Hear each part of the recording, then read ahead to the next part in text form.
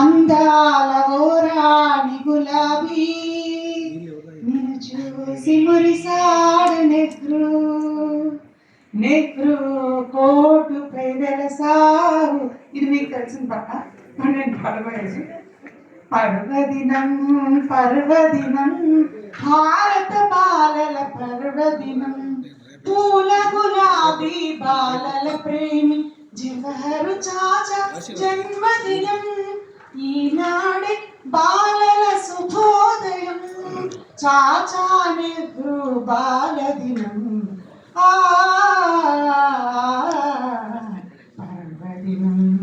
పర్వదినం కవి సమ్మేళనపు పర్వదినం, పసి మనసులను కుసుమరాసులను వికసించిన విరి గులాబీ పూలను, పసిడి మనసుతో ప్రేమించిన మా కవులందరికీ స్వాగతం.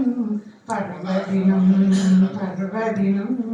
భారత బాలల పర్వదినం, విమల సాహితీ భారతీయ సాహిత్య అనువాద ఫౌండేషన్తో నిర్వహించిన కార్యక్రమానికి మీకందరికీ స్వాగతం. ఇప్పుడు ఈనాటి కార్యక్రమానికి మన కళారత్న ఈనాటి సభాధ్యక్షులు డాక్టర్ బికి కృష్ణ గారు ఇచ్చేశారు. వారికి స్వాగతపూర్వక నమస్కారాలు. అలాగే మన ఈ కార్యక్రమం ముఖ్యమైన కర్త అయినటువంటి మా జల్దీ విద్యాధర్ గారు, మన జల్దీ విద్యాధర్ గారు IRS, వారికి మీ కరతాళ ధ్వనులతో ముందుగా స్వాగత నమస్కారాలు. అలాగే డాక్టర్ నాలేశ్వరం శంకరన్ గారు సుప్రసిద్ధ కవి అధ్యక్షులు, వారికి, తర్వాత కొండపాక రవీంద్రచారి గారికి, అలాగే మా ముఖ్యమైన డాక్టర్ విజయలక్ష్మి పండిట్ గారికి అందరికీ స్వాగతపూర్వక నమస్కారాలు తెలియజేస్తూ మీ అందరికీ పేరు పేరున మరొకసారి హృదయాంజలితో ఇప్పుడు ఈ కార్యక్రమాన్ని కొనసాగించవలసిందిగా విద్యాధర్ గారిని ప్రార్థిస్తాం. అలంకరించినటువంటి పెద్దలందరికీ కూడా, సభలో ఆశీనులైనటువంటి సీనియర్ కవులందరికీ, కవయిత్రులకు, ఈ కార్యశాలకు ఆహ్వానం పలుకుతూ ఈ ధన్యవాద నమస్కారాలు మీకు తెలియజేస్తున్నాను.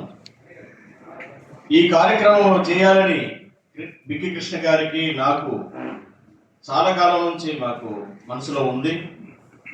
ఒక భారీ ఎత్తున ఒక యువ నవ కవుల శిబిరాన్ని ఏర్పాటు చేసి దీంట్లో ఉద్దండులైన వక్తలు, సాహితీవేత్తల ద్వారా ఒక శిక్షణా కార్యక్రమం నిర్వహించాలనేది మాకు ఎప్పటి నుంచో ఆలోచనలో ఉంది, కానీ కార్యరూపం దాల్చలేదు. సరే, ఒక 2 రోజుల క్రితం అన్న బికి కృష్ణ గారు ఫోన్ చేసి, బ్రదర్ ఇప్పటికే లేట్ అయిపోతుంది, మనం ప్రస్తుతానికి ఏదో ఒకటి చేద్దాం, తర్వాత మరలా ఒక ఎక్కువ భారీ స్థాయిలో చేద్దామని అంటే సరే చేద్దామని చెప్పాం. ఈలోపు నా పుస్తకాలు రెడీగా ఉన్నాయని ప్రింటర్ ఫోన్ చేశారు, కర్షక్ కార్డ్ ప్రింటర్స్ వాళ్ళు, ఇంగ్లీష్ బుక్స్.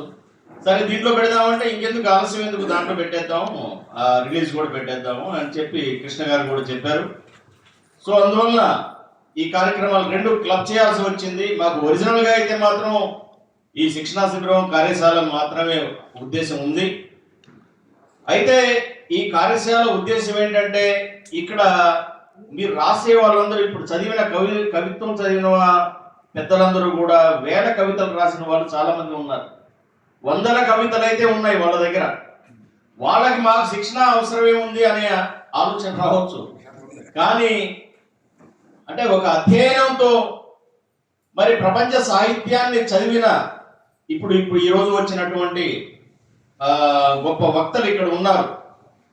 దానిని కంపారిజన్ స్టడీతో, ఒక తులనాత్మక పరిశీలనతో మీకు వారు చెప్పడానికి అవకాశం ఉంటుంది. దాంట్లో మంచి చెడులను మీరు సహృదయంతో స్వీకరించి మంచి ఏముంటుంది ఆ స్వీకరించి దాన్ని మీ భవిష్యత్ అవసరాలకి కవిత్వాలని మీరు సృజించేటప్పుడు వాటిని ఉపయోగించుకుంటే అత్యుత్తమమైన కవిత్వం రావడానికి అవకాశం ఉంటుంది. కాబట్టి ఆ ఉద్దేశంతో ఇది ఏర్పాటు చేసాం. పుస్తక ఆవిష్కరణ అనేది కేవలం సెకండరీ మాత్రమే.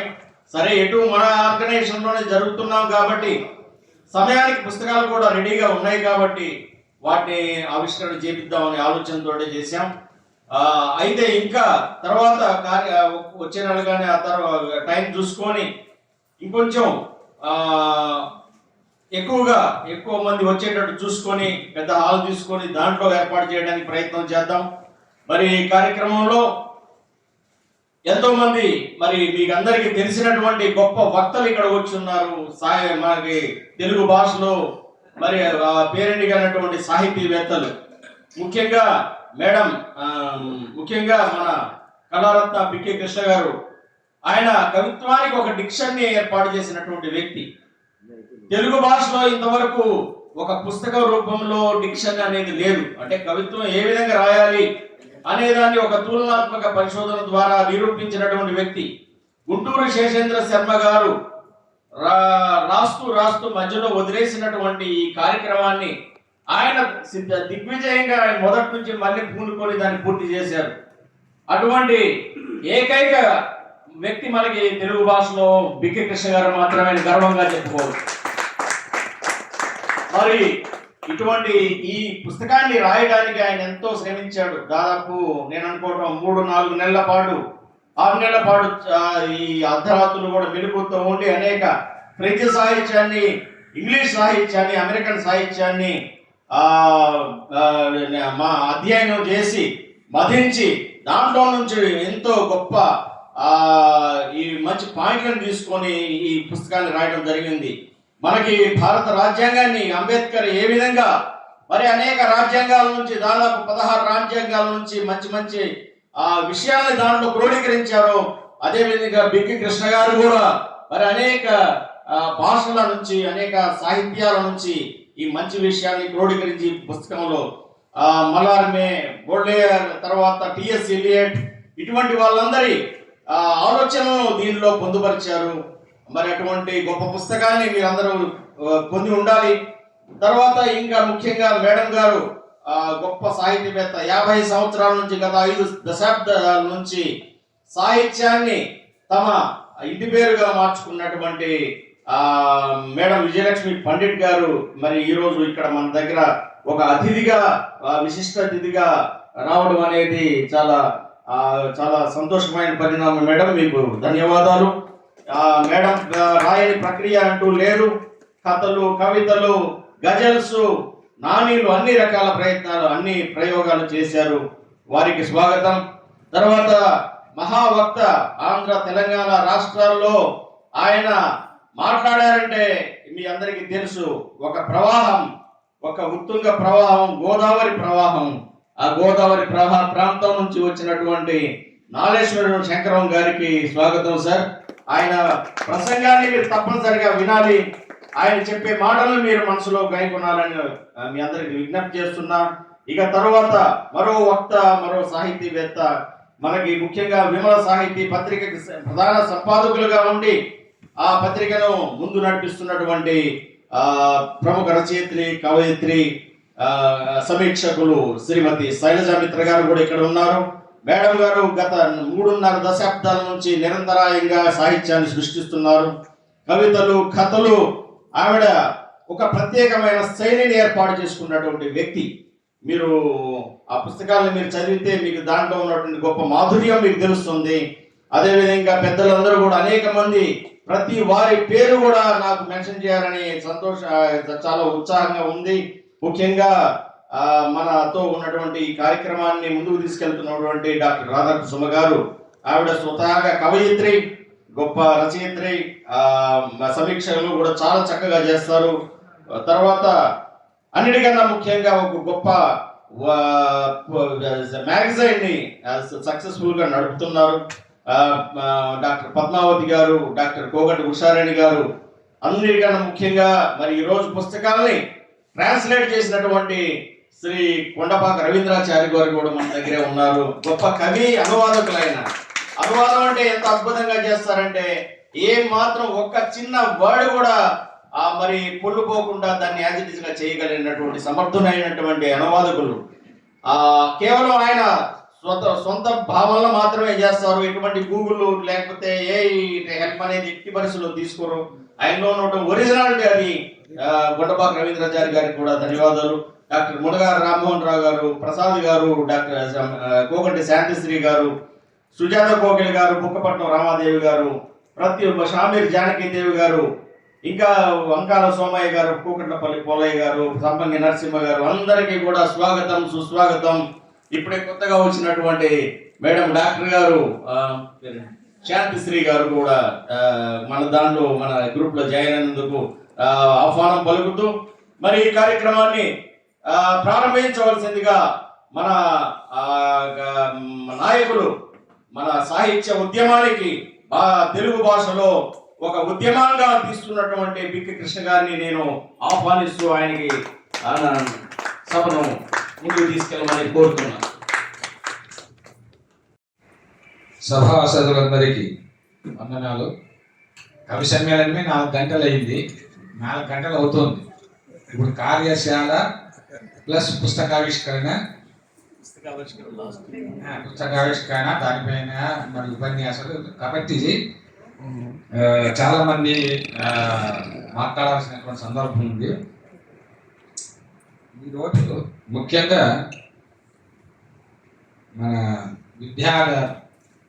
మన విద్యను ధరించిన వాడు కవితా విద్యాధరుడు అన్నమాట.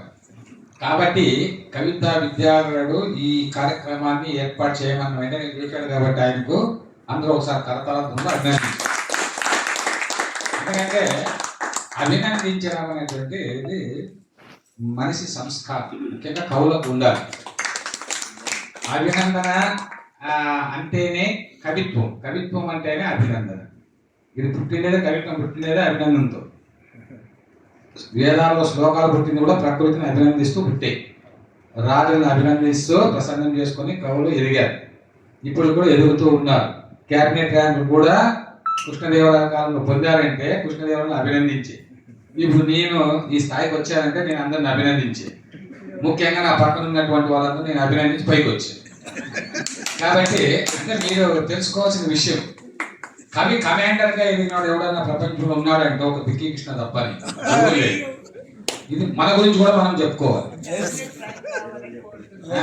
కాబట్టి అది కూడా వస్తుంది. నేను ముఖ్యమంత్రిని అభినందిస్తాను. అర్థమైందా మీకు?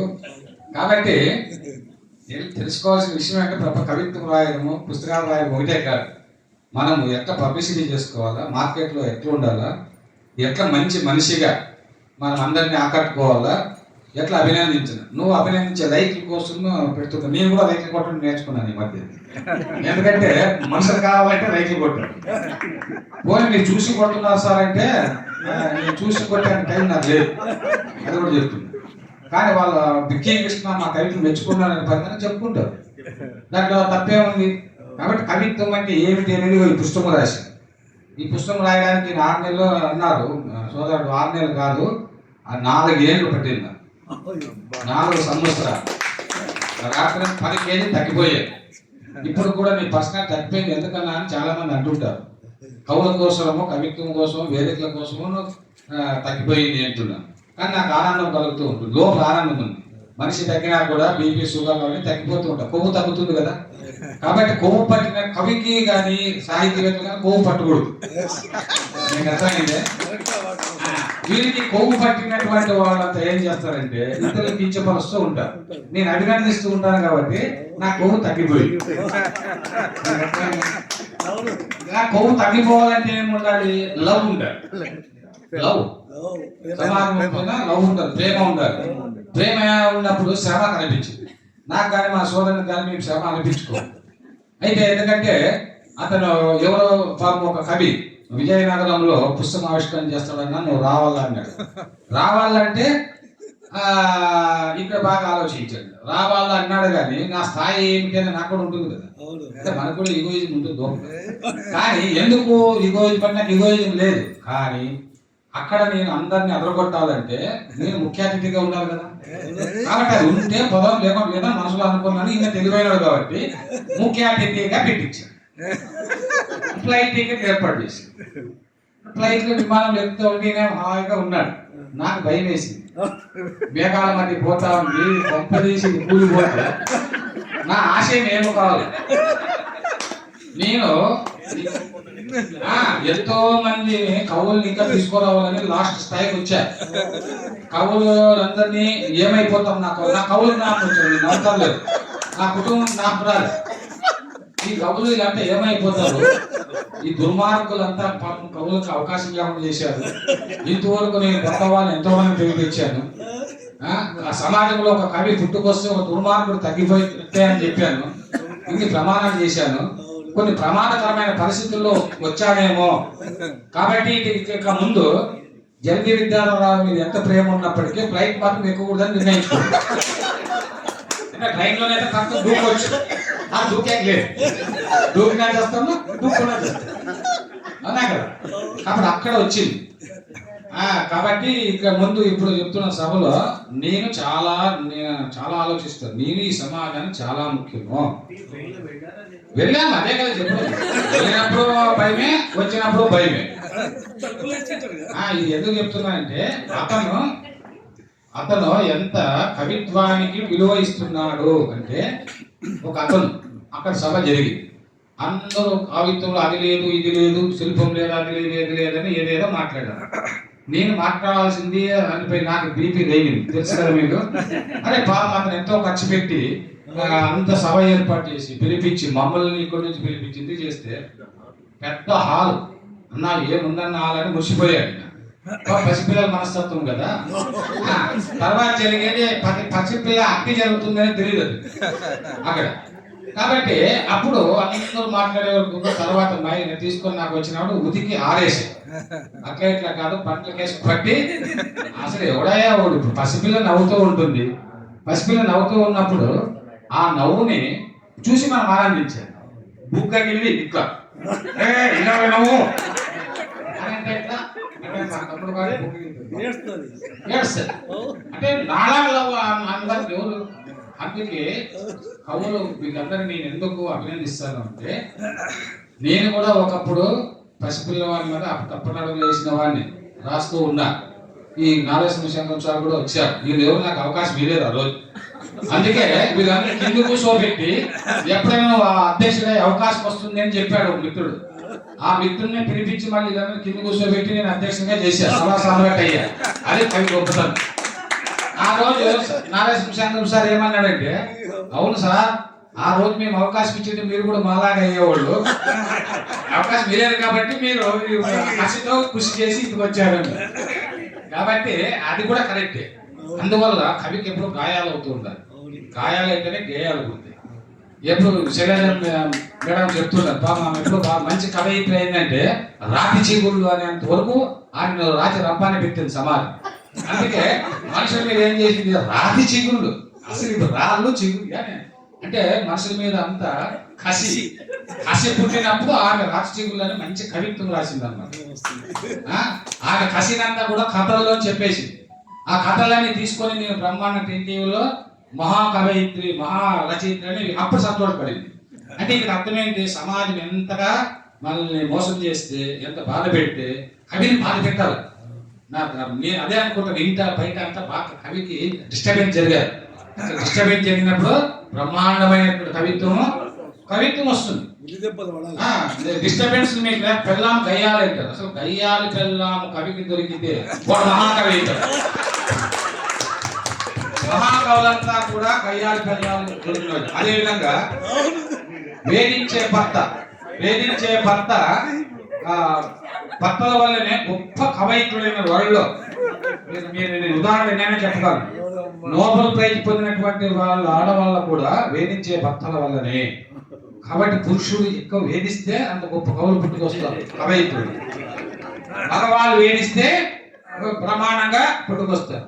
మరి మా మేడం విషయంలో ఏమో ఎగ్జామ్షన్ నాకు తెలియదు. సరే. కాబట్టి ఎందుకంటే మేడం మళ్ళీ అడుగుతుంది, నువ్వు మాట్లాడేది తప్పు అంటుంది. అందువల్ల సరే, ఇది ఎందుకు చెప్పానంటే ఈ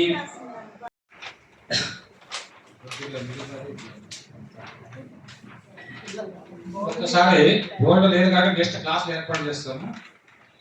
ఇక్కడ బాగా గమనిస్తే ప్రపంచ కవితా నిర్మాణ పద్ధతులు మీరు బాగా గమనించండి. ఇందులో వరల్డ్ పొయిటిక్ డెవిసెస్ ఇది చెప్పాను కదా, 1886 సెప్టెంబర్ 18న సింబాలిక్ మేనిఫెస్టో అప్పటి నుంచి ఈ పద్ధతులన్నీ ప్రపంచంలో ప్రారంభమయ్యాయి. ఇందులో అల్లిగొరి అనేటువంటిది ఒక కవిత్వ నిర్మాణ పద్ధతి.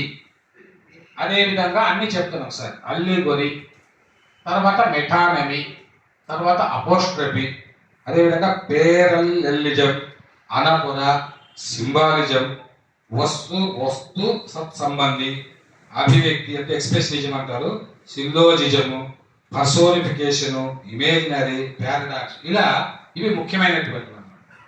ఇవి ఏమిటి అనేటువంటిది అంటే ఒక్క కవితను నిర్మించేది ఎన్ని రకాలుగా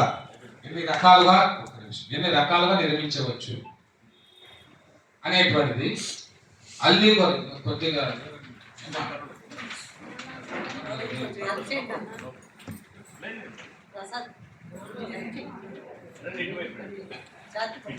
ఏదన్నా దానికి టెస్ట్ చేస్తే సరిపోద్ది కదా.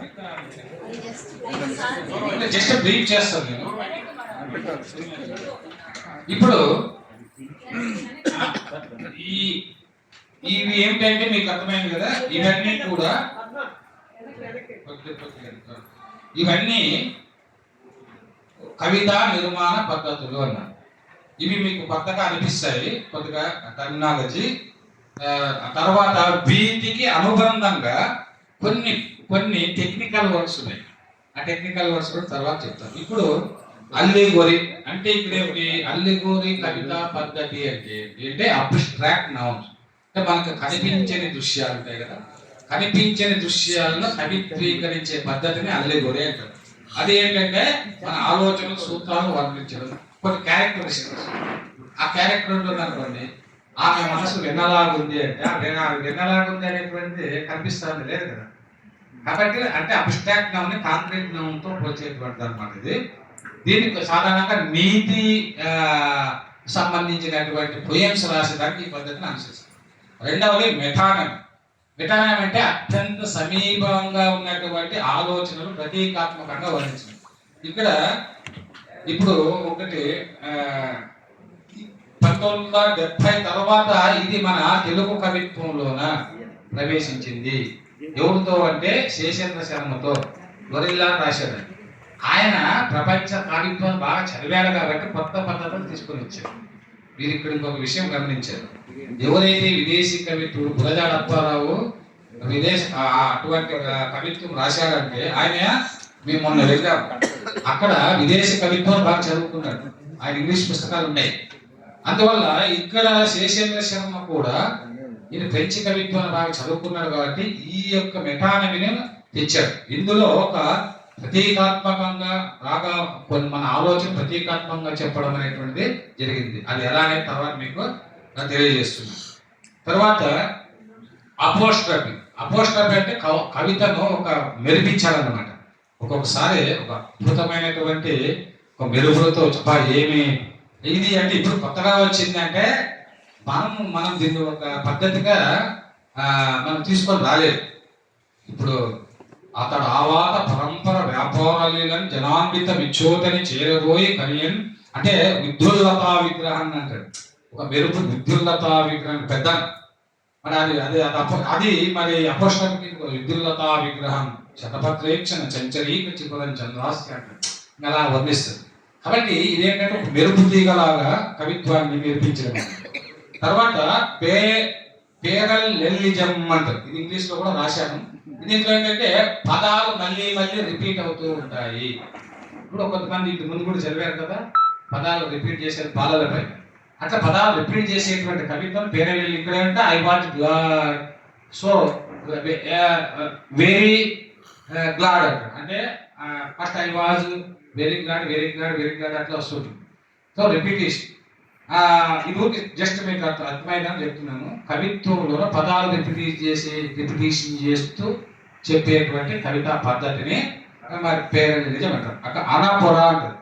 మరి ఇక్కడ కూడా అనాపురంలో కూడా పదాలు రిపిటేషన్ అవుతాయి. ఇవి ఎక్కడ అవుతాయి అంటే ఇక్కడ every cry of every man అంటే మధ్యలో వచ్చేది, మొట్టమొదటి వచ్చేది వేరు, మధ్యలో వచ్చేది వేరు. అయితే ఇక్కడ ఏంటంటే ఈ పదాలు రిపిటేషన్ అయినా కూడా ఒక కవిత్వంలో ప్రతీకలు కానీ అభివ్యక్తి కానీ కొత్తగా ఉండాలి, అది అనుకూలం. ఇంకా సింబాలిజం అనేటువంటి చెప్పాను కదా ఇంతకు ముందే, ఫ్రెంచ్ లో పుట్టింది కొత్త ప్రతీకలతో. దీని సింబాలిజం అంటే మొట్టమొదట మీకు తెలుసు శ్రీశ్రీ ఫ్రెంచ్ సింబాలిజాన్ని బ్రహ్మాండంగా ఉపయోగించుకున్నాడు. ముక్కు బుట్ట లాంటి తల, బుట్టలు పడిన దేహం, కాపి లేని గాజు కళ్ళు, ఇవి ఎట్లా వచ్చినాయి ఆయనకి అంటే ఆయన ఫ్రెంచ్ కవిత్వాన్ని బాగా చదివాడు. అంతేకాకుండా ఆకాశం పుట్టడారులో కాళ్ళు తెగిన ఒంటెలాగుంది జాబిల్లి అంటే ఆ బేసిక్ లైక్ ర్యాబిట్ అంటారు.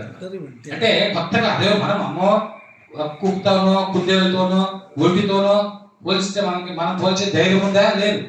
కానీ ఆ ఫ్రెంచ్ కవుల ఆ సింబాలిజం నుంచి వచ్చిందని మీరు గుర్తు. తర్వాత వస్తు సత్సంబంధి, ఆబ్జెక్టివ్ కో రిలేటివ్ అంటే కవితా వస్తువుకు సంబంధించినటువంటి ఫీలింగ్స్ ని అనేకమైనటువంటి ఆ ఫీలింగ్స్, కల్పనలు, పోలికలు దాంట్లో అద్భుతంగా ఉండాలి. అది నా మార్మిక నది కవిత్వంలో నేను చెప్పాను, అది మీకు తర్వాత వినిపిస్తాను.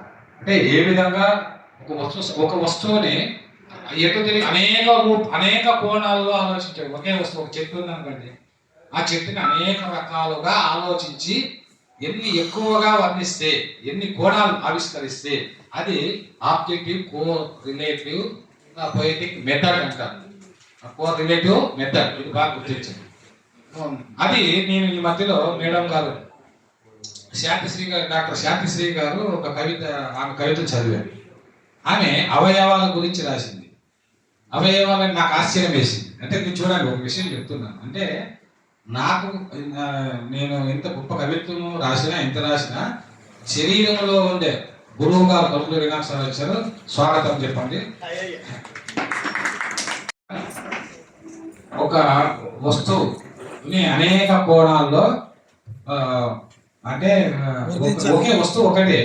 ఇప్పుడు కొలకులో వినాయక సార్ ఉన్నారనుకోండి, కొలకులో వినాయక సార్ని అనేక కోణాల్లో అంటే ఆయన ఒక ఎస్వి యూనివర్సిటీ వైస్ ఛాన్సలర్ గాను, ఎస్కే యూనివర్సిటీ ప్రిన్సిపల్ గాను, డీన్ గాను, అదేవిధంగా పద్మశ్రీ అవార్డు గ్రహీత గాను, 100 పుస్తకాల పైన రాసినటువంటి వ్యక్తి గాను, నవలాకారుడు గాను, ఇలా అనేక కోణాల్లో ఆలోచిస్తూ రాసేటువంటి కవిత్వం, ఆలోచనలు, ఇమేజినరీ, దాని అంతా కూడా ఆబ్జెక్టివ్ కో రిలేషన్ అని అంటారు. అదేవిధంగా అభివ్యక్తి.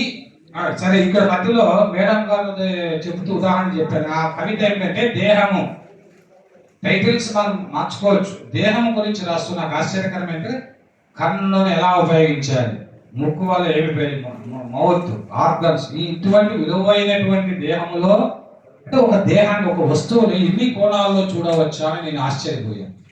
వాటి ప్రయోజనాలు, ఒక పర్పస్ కోసము God has given this body అనేటువంటిది ఎండింగ్ గానే ఒక పర్పస్ కోసం అంటే ఒక పర్పస్ కోసము ప్రకృతి లేదు, పంచభూతాలు లేదు, దేవుడు వాట్ ఎవర్ ఇట్ మేబీ నీ దేహాన్ని ఇచ్చినప్పుడు ఒక డాక్టర్గా ఎందుకు ఆమె దేహం మీద రాసిందంటే ఆమె తాని యొక్క అనుభవము, ఆమె డాక్టర్ కాబట్టి తన అనుభవానికి సంబంధించిన అనేక కోణాల్లో ఈ యొక్క బాడీ గురించి అద్భుతంగా కవిత్వం రాసింది. అట్లా ఇంతవరకు ఎవరు రాయలేదు. ఒకసారి అభినందించండి. కొత్త వాళ్ళైనా కూడా మనము కొత్త పాత ఏం లేదు, బుల్లి దిగిందా లేదా అనేది ముఖ్యం. అర్థమైనా? వాడు కొత్తవాడు పెంచాడా పాతవాడు పెంచాడా మీరు కాబట్టి అలా ఆమె రాసింది.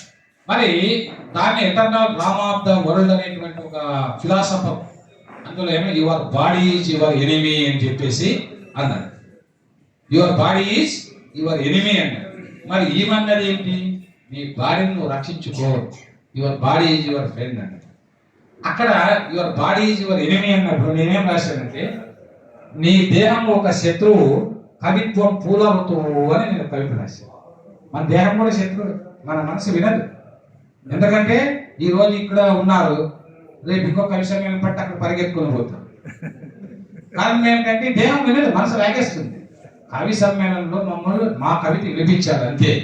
ఎవరు బలైపోతున్నారో లేకపోతే ఎవరు ఆనందిస్తారో నాకు అనవసరం, మాకు ఒక సెలవు కప్పాలి అనేటువంటిది కాదు. ఇది కవి అటువంటి వాడు కాదు. కవి రాసేటువంటి శక్తి మీకు ఉంది కాబట్టి మీరు శక్తిమంతులుగా మారాలంటే సరైనటువంటి ఒక గైడెన్స్ ఇవ్వాలి.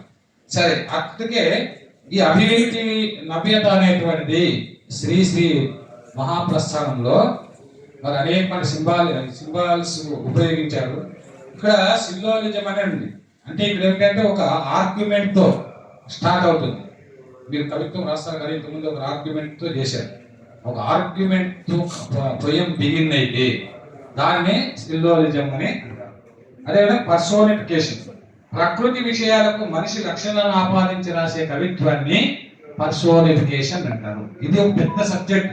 నేను చెప్తున్న ప్రతి పదం మీద థీసిస్లు వచ్చాయి, ఇది గుర్తించండి. ఒక థీసిస్ రాయొచ్చు ఒక దాని మీద. అంటే ప్రపంచంలో పర్సోనిఫికేషన్ పైన ఎవరు కవిత్వం రాశారు. నేను దీనికి ఉదాహరణలు ఇవ్వడానికి మన తెలుగు కవిత్వాన్ని చాలా అబ్జర్వ్ చేస్తే లాస్ట్ ఇస్మాయిల్ మాత్రమే ప్రకృతి కవిత్వం పైన ఎక్కువగా ఆయన పర్సోనిఫికేషన్ మెథడ్ ని ఉపయోగించాడు.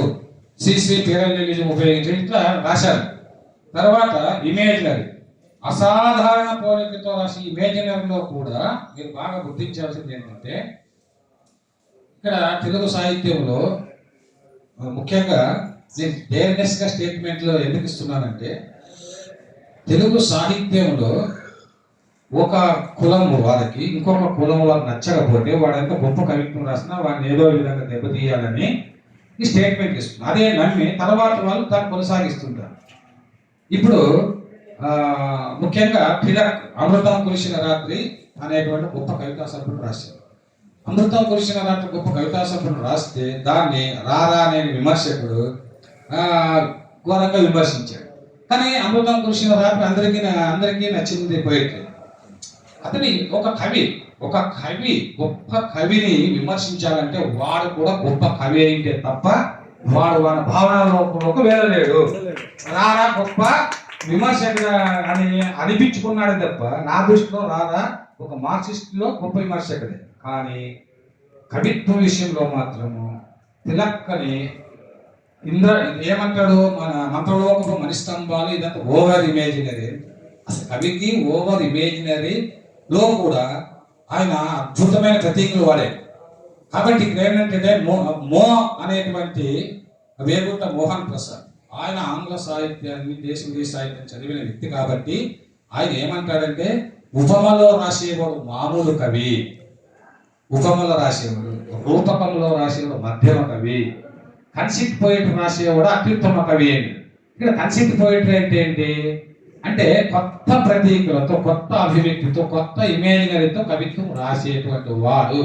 అటువంటి కవులలో అజంతా మొట్టమొదటి వాడు, ఆ తర్వాత ఇస్మాయిల్, ఆ తర్వాత చాలా దీని గురించి మా సోదరుడు చెప్తారు. ఎందుకంటే ఇది ఇంత స్టేట్మెంట్ నేను గట్టిగా ఇవ్వడానికి కారణం ఏంటంటే విస్తృతమైన అధ్యయనం చేశాను కాబట్టి ఎవరో విమర్శించారని చెప్పేసి మనం గొప్ప కవులు కాకుండా పోరు. శ్రీశ్రీని కూడా గురజాను కూడా విమర్శించారు. అది కాదు, మీరు గుర్తించాల్సింది ఏంటంటే మీరు ఒక పద్ధతిలో కాదు అనేక పద్ధతిలో రాయండి, ఎవరైనా విమర్శించినా మీరు పట్టించుకోకండి. అది తర్వాత పారాడాక్స్, వినోదాభాష అంటే పైకి అసంబద్ధంగా కనిపిస్తున్న లోపల ఒక సత్యం స్ఫురింప చేసేటువంటి పోయిటరీ రాసిందని ఆ పారాడాక్స్ అంటారు. ఇది చాలా మంది ఉపయోగిస్తూ ఉంటారు. ఇది మామూలుగా మీకు దీని గురించి నెక్స్ట్ క్లాసులో ఒక్కొక్క దానికి ఉదాహరణతో సహా చెప్పడం. ఇది అందుకే కార్యశాల ఒకటైనా పెట్టాను బ్రీఫ్ గా. తర్వాత దీంట్లో ఏంటంటే టెక్నికల్ డెరివేషన్స్ అంటారు. ఇవి పద్ధతులు. ఈ పద్ధతుల్లో ఇక్కడ ఒనామేటోపియా అనే మా రవీంద్రాచార్య గారికి బాగా తెలుసు ఇంగ్లీష్ వర్డ్స్ కాబట్టి. ఇది ఏంటంటే శబ్దాలను అనుకరించి ఉపయోగించే పదాలతో రాసే కవిత. అంటే కొన్ని శబ్దాలు ఉంటాయి, ఆహా ఓహో వాటితో కొన్ని పదాలు సృష్టించి రాసే ఓరి ఆయన అని చెప్పి నేను మధ్యలో రాస్తూ ఉంటాను. ఒరే బద్మాష్ అని కూడా అంటూ ఉంటాను. అంటే రాస్తూ ఆవేశం తట్టుకోలేక ఒరే అట్లాంటి పదాలని గుణమేటోపి అంటారు. తర్వాత కాపుపోని అంటే పొయిటిక్ ఎఫెక్ట్ కోసం అరాస్ సౌండ్స్ కూడా ఉపయోగిస్తుంటారు. ఆ శ్రీశైలం మొట్టమొదటి ఉపయోగించిన వ్యక్తి మన తెలుగు సాహిత్య కవిత్వంలో కోపల్లె జనార్దన్ రావు.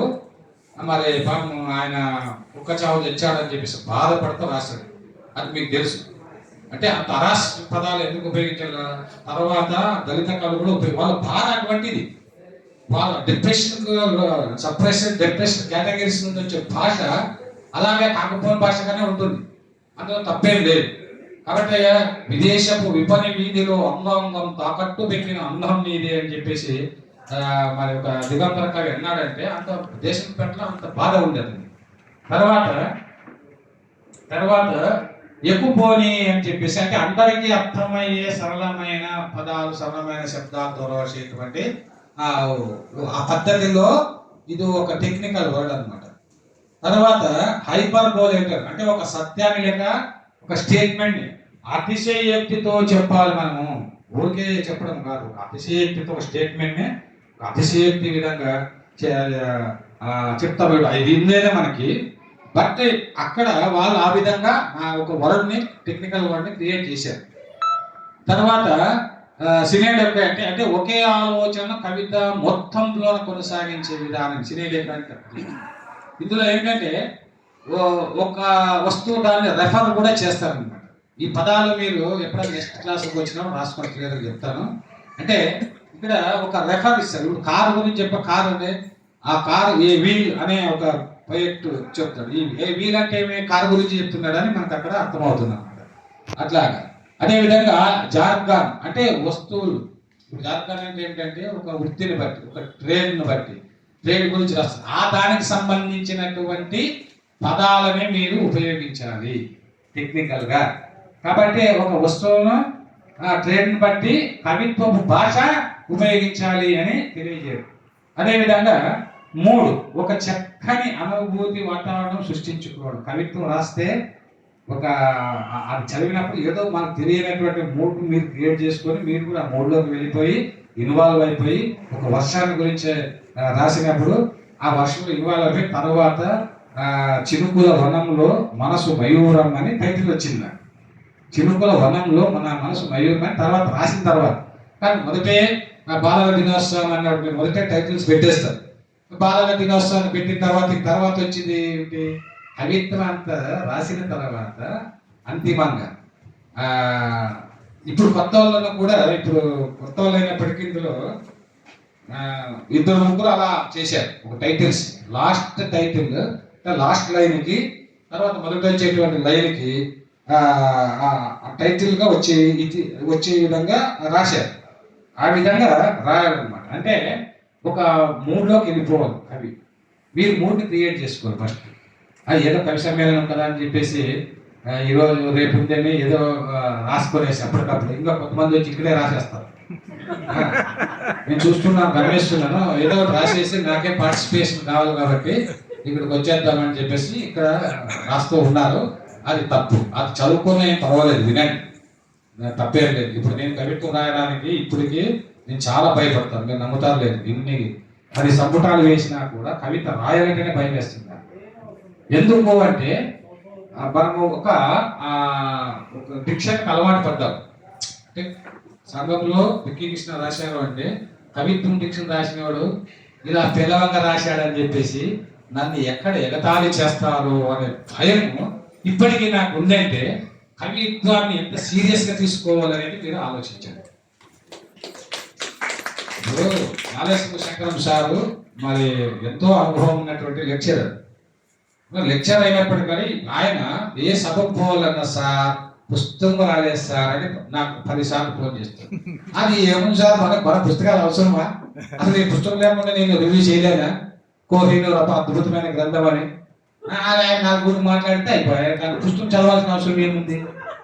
నాది అట్లా కాదు సార్, దాంట్లో ఏముందో చూడాలి కదా సార్ అంటే నేను అనుకోండి ఎంత కమిట్మెంట్ బాబు ఈ వయసులో, దీనివల్ల ఈయనకి ఏమొస్తుంది, ఆయన అంతా వదిలేసి అంత దూరం అంటే ఆయన గొప్ప కవి కాబట్టి, కవిత్వాన్ని ఆరాధిస్తున్నారు కాబట్టి, దూది మీద ఆ రోజుల్లోనే సంచలన కవిత్వం రాసిన వ్యక్తి సామాన్యుడు కాదు కాబట్టి. అయితే ఆయన అంతకన్నా గొప్ప కవి కన్నా గొప్ప వ్యక్తిత్వం ఉన్నవాడు కాబట్టి ఎక్కడ ఎప్పుడు ఎవరు పిలిచినా వెళ్ళి తాను తెలిసిన ఇటువంటి విద్యని ధారపోస్తున్నాడు. అంతేగాని ఆయన కన్నా గొప్ప కవి నా దృష్టిలో ఎవరు లేడు. ఇది ఊరికే ఏదో అంటుందే మనకు కాదు. అందుకే వ్యక్తిత్వం లేనివాడు ఎంత గొప్ప కవిత్వం రాసినా అది శిల్పశోభితం కావచ్చునేమో కానీ శీలవంతం కాదు అనే స్టేట్మెంట్ ఇచ్చాను నేను, కవిగాను విమర్శకునిగా. అందువల్ల గొప్ప కవి. సరే, ఇప్పుడు చివరిగా ఆ మంచి మూడును క్రియేట్ చేసుకోండి. మీరు ఏదైనా రాస్తున్నప్పుడు ఇంట్లో కానీ మీరు కానీ, ఇప్పుడు మేడం గారు ఉన్నారు, ఆమె ఏమన్నారంటే అమ్మ చాలా అద్భుతమైన కవిత్వం రాస్తున్నారు, డాక్టర్ గారు శాంతిశ్రీ గారితో చెప్పారు. మీలాంటి వాళ్ళు మంచి, ఆమె సర్వీస్ రిమోట్ కూడా మన రాధాకృష్ణ గారు చెప్పారు, ఆమె ఉచితంగా ఎన్నో క్యాంపులు చేస్తున్నారు సార్, మంచి అటువంటి వాళ్ళు కావాలి కవులు, క్యారెక్టర్ ఉన్నటువంటి వాళ్ళు. అందువల్ల మీరు నా కవిత్వమో కాదా అని అనుమానం పడకండి, మీరు గొప్ప కవయిత్రి అవుతారు. మీరు అట్లా శిక్షణా శిబిరాలు కూడా మేము ఏర్పాటు చేస్తున్నాము, రండి అంటే. ఒక డాక్టర్గా ఎంత బిజీగా ఉంటారు మీకు తెలుసు. మన ఆమె వచ్చిందంటే ఆమెను అభినందించలేదు. ఏదో ఆదాయం ఉంది, భౌతిక ప్రపంచంలో ఆదాయాల గురించి చూస్తారు కానీ కొద్దిగా శాంతిశ్రీ భవిష్యత్తులో గొప్ప కవిత్రి అయిందని ఈరోజు భరోసా ఇస్తుంది. మా కార్యశాలలో మొట్టమొదటి ఈరోజు ప్రారంభించింది. ఆమె రాసిన కవిత్వాన్ని మన రవీంద్రాచారి ఇంగ్లీష్లో కూడా అనువాదం చేస్తారు. ప్రపంచ ప్రఖ్యాతి ఒక కవిత్రి కావాలని నేను ఈ సందర్భంగా నేను కోరుకుంటున్నాను. తర్వాత రిపిటేషన్, ఒక కవితలో పదాలు, వాక్యాలు, స్టాంజాలు రిపిటేషన్ చేసే పద్ధతి, ఇది ఓల్డ్ మెథడ్ అన్నమాట. ఇది వేద కాలం నుంచి ఉంది కానీ దీన్ని సింబాలిక్ మేనిఫెస్టేషన్ వచ్చిన తర్వాత దీన్ని అవాయిడ్ చేయండి అని చెప్పారు.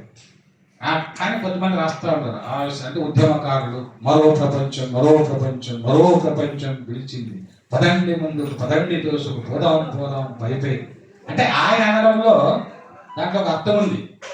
అంటే ఒక ఉద్రేకం కలిగించడానికి ఒక ఉద్యమం మార్చింగ్ సాంగ్. ఇది గేయ కవిత్వంలో మీరు ఈ పద్ధతిని ఉపయోగించవచ్చు. అదేవిధంగా అల్యూషన్ అంటే ఒక విషయాన్ని కవిత్వం చేస్తూ ఆ పోతున్నప్పుడు ఇచ్చేటువంటి రెఫరెన్సెస్ ఉండాలన్నమాట. రెఫరెన్సెస్ లేకుండా విమర్శ కానీ కవిత్వం చాలా రెఫరెన్సెస్ ఇస్తూ ఉంటారు. ఇది దీనికి సంబంధించినటువంటి టెక్నికల్ వర్డ్స్ ఎన్ని ఉన్నాయి ప్రపంచంలో పద్ధతులు చెప్పాను కదా, కవితా నిర్మాణ పద్ధతులు, ఆ టెక్నికల్ వర్డ్స్ కూడా చెప్పాను. ఇది సింపుల్ గా దీన్ని వివరంగా తర్వాత మీకు తెలియజేస్తున్నాము. నెక్స్ట్ కన్క్లూజన్ ఏంటంటే ఇప్పుడు మీరు రాసినటువంటి కవిత్వంతో దీన్ని కంక్లూడ్ చేస్తాం. అందుకోసం పెద్ద సబ్జెక్ట్ అని అలా రాసుకొచ్చారు. ఇందులో మీరు రాసినటువంటి కవిత్వంతో ఇప్పుడు ఆ పద్ధతుల్లో ఎంతమంది రాశారు అనేటువంటిది మనం ఆలోచించుకున్నప్పుడు ఈ పద్ధతులు నాకు ఏం తెలియదు సార్, నాకు తెలిసింది రాసుకొచ్చాం అన్నారు. సంతోషం. కానీ ఇప్పుడు కట్టా శ్యామలాదేవి పద్యం రాశారు, బాగా రాశారు. అందులో వచన కవిత్వం వేరు, పద్యం వేరు. వచన కవిత్వములో ఇప్పుడు నేను చెప్పినటువంటి ఇమేజినరీ కానీ ప్రతీకలు కానీ ఇవన్నీ వేయడానికి సాధ్యమవుతుంది. పద్యము అనేటువంటిది మీరు ఇంకా ఆ భ్రమలో ఎవరైనా ఉంటే, పద్యము అనేటువంటిది వచన కవిత్వం. పద్యం అనేటువంటిది రాయకూడదని చెప్పడం లేదు, చదవకూడదని చెప్పడం లేదు. కానీ ఈనాటి సమాజంలో పత్రికల్లో కానీ వేదికల మీద కానీ చెప్పడానికి టైం ఉండదు. దాన్ని నేర్చుకునేటువంటి వాళ్ళు తెలుసుకునేటువంటి తక్కువ కాబట్టి సాధ్యమైనంత వచన కవిత్వం రాయడానికి ప్రయత్నం చేయండి. అదేవిధంగా మాణిక్యలక్ష్మి వారసత్వ సంపద అని ఒక కవిత రాసింది. వారసత్వ సంపద అది ఆమె ఉద్దేశం చాలా మంచిది. కానీ నిర్మాణం చేసేటప్పుడు ఇంకా కవితలన్నీ మీరు నెక్స్ట్ టైం నాకు ఇస్తే మీరు రాసిన కవితల్ని ఇంకా ఎంత బాగా రాయవచ్చు. నేను ఎందుకంటే ఒకరిని బాగా రాయలేదని మాట నా నోట నుంచి రారు కాబట్టి ఇక్కడ కొద్దిమంది మాత్రమే నేను ప్రత్యామ్నాయ సంస్కృతి దాంట్లో గూఢత్వం గాయంపై మనవాదం దుర్మార్గం అనే కథను రాశారు ప్రసాద్. అట్లాంటి కొద్ది ఇతను మంచి అంటే ప్రతీకలు వాడేటువంటి వాడాలనేటువంటి ఒక మార్గంలో ఉన్నాడు కాబట్టి ఆయన మంచి కవితా సంపుట చదవాలని మనవి చేస్తున్నారు. అక్షిత అమ్మాయి అంటే వెళ్ళిపోయింది. అక్షిత కానీ అమ్మాయి చిన్న వయసులోనే దూరాన్ని ప్రేమించాను, ప్రణయపు జ్వాలలు ముగిసినాయని చెప్పేసి రాస్తుంది. ప్రణయపు జ్వాలలు ఎంత గొప్ప ఎక్స్ప్రెషన్ అది.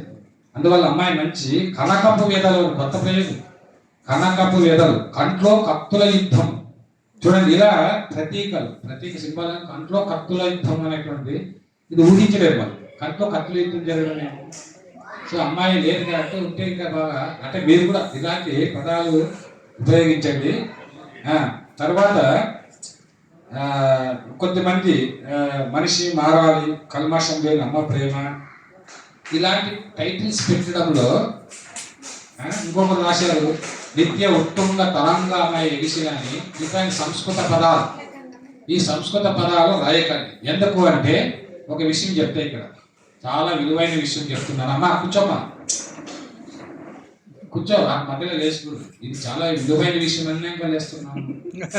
అందుకే అవి నాకు కోపం రాదు. కానీ ఇక్కడ ఇది ఎందుకు చెప్తున్నానంటే మా గురువు గారు మొట్టమొదటి 34 సంవత్సరాల క్రితం 91 అంటే ఎంత 34 కదా, 34 ఏళ్ల క్రితం నేను చరమగీతం అని నేను అప్పుడు ఎస్కే యూనివర్సిటీలో ఎంఏ చదువుతున్నాను.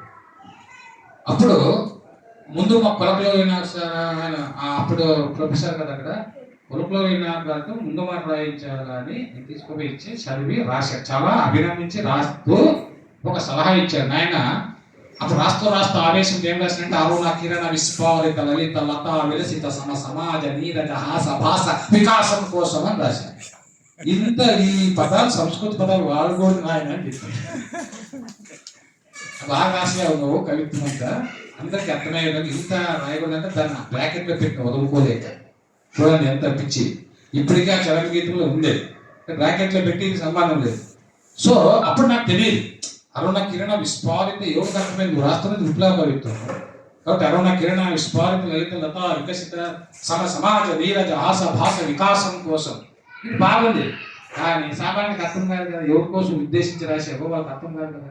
అందువల్ల అందరికీ అర్థమయ్యే విధంగా రాయండి. టైటిల్స్ మాత్రం సింబాలిక్ గా పెట్టండి. అది ఈరోజు నేను ఈ కవిత్వంలో చెప్పినటువంటి విషయం. ఎందుకంటే ఇంకా చాలా మంది ఉన్నారు కాబట్టి కవిత్వాన్ని ఎట్లా ప్రారంభించాలి, ఎట్లా ముగించాలి అనేటువంటిది తర్వాత తరగతుల్లో తెలియజేస్తాను. ధన్యవాదాలు. మీకు అందరికి కూడా బాగా విన్నారు. మీరందరూ కూడా బాగా రాస్తున్నారు. చివరికి ఒక పాయింట్ అయితే బాగా రాస్తున్నారు. మేము సానపడతాము అంటే సానబెట్టి మేము వజ్రాలలాగా తయారు చేయాలనే ఈ కవిత్వపు కార్యశాల అనేటువంటి ఈరోజు ప్రారంభమైంది. దేశ విదేశీ పద్ధతులే కాకుండా ప్రాక్టికల్ గా అనేకమైనటువంటి గొప్ప గొప్ప కవులు రాసినటువంటిది. ఇంకొక విషయం చివరికి ఒక్కొక్క మాట చెప్తారు. గోర్కి ఒక మాట అన్నాడు. ఏమన్నారంటే మీరు గతంలో ఉండే కవుల కవితా సంపుటాలన్నీ చదవండి, వాళ్ళకన్నా గొప్ప కవిత్వం మీరు రాస్తారు. కాబట్టి రాబోయే తరాల కవులంతా గతం కవుల కన్నా గొప్ప వాళ్ళుగా పుట్టడం గ్యారెంటీ. ఇది నేను హామీ ఇస్తున్నాను. ఇప్పుడు నేను గొప్ప కవిత్వం రాస్తున్నానని నేను అనుకోవచ్చు, కానీ నాకన్నా గొప్ప కవులు పుట్టుకొస్తారు. అలా పుట్టుకొచ్చేలా చేయాలి.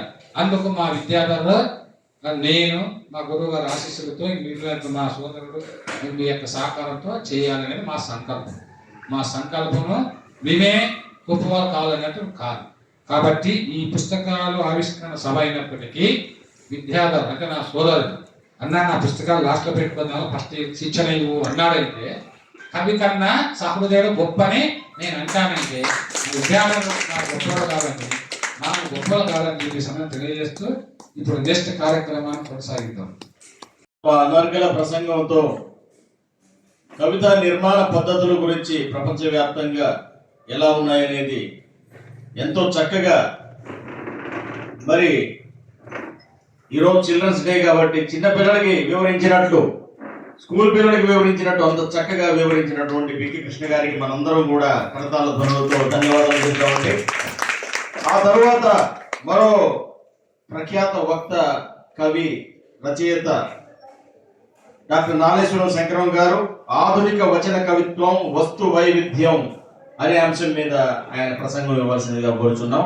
ఆ తర్వాత శైలజ మిత్ర గారు, ఆ తర్వాత మేడం విజయలక్ష్మి పండిట్ గారు మాట్లాడిన తర్వాత ముఖ్య అతిథి ఆచార్య ఇనాక్ గారు తమ ప్రసంగాన్ని ఇస్తారు.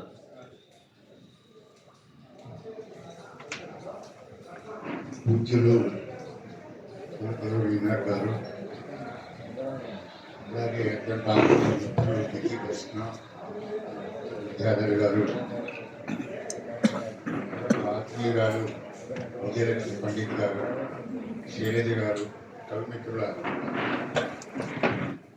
ఇప్పటి వరకు బిక్కి ప్రసంగంలో 3, 3, 6, 3, 9 18 రకాల కవిత్వం తెలుగు సాహిత్యాన్ని సుసంపన్నం చేయడంలో వాటి పాత్ర చాలా కీలకంగా ఉంది అనేది మనం గుర్తించాలి.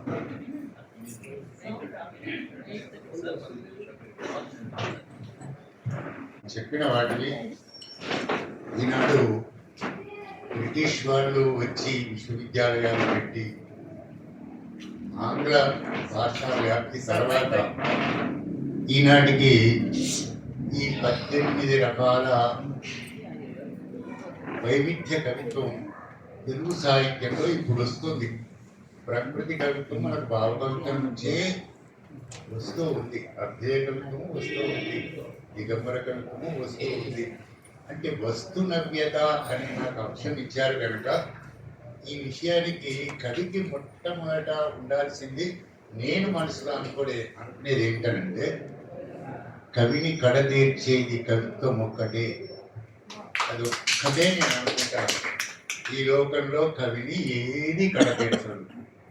సన్మానాలు, సత్కారాలు, అవార్డులు, తర్వాత అధికారాలు, సంపద, కీర్తి ఏవి కూడా కవికి ఉండవు.